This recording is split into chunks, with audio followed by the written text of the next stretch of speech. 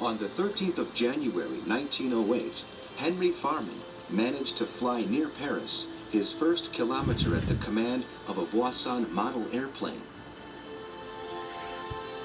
At the other side of the Atlantic, the American Glenn Curtiss surpassed 1,500 meters on a biplane named Junebug. 6 years after the first flight of the Wright brothers, and following the significant achievements of Dumont and Henry Farman, the French pilot Louis Bleriot constructed a monoplane named Bleriot 11. With a wingspan of 10 meters and a length of nearly 8.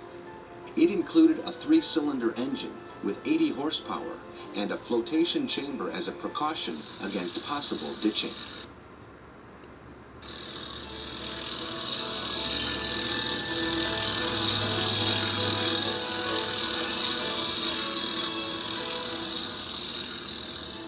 On 25th of July 1909, Bleriot accompanied the first crossing of the English Channel between Calais and Dover, traveling the 37 which separate the towns in little more than a half an hour at the incredible speed of 38 knots.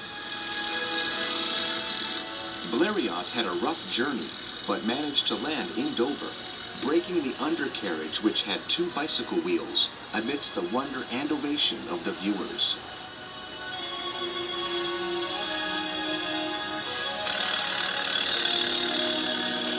The importance of his achievement had strong political repercussions, as it proved that England was relatively accessible from the air. Louis Bleriot was a pioneer in the utilization of the standard control system used by airplanes and which he patented in 1918.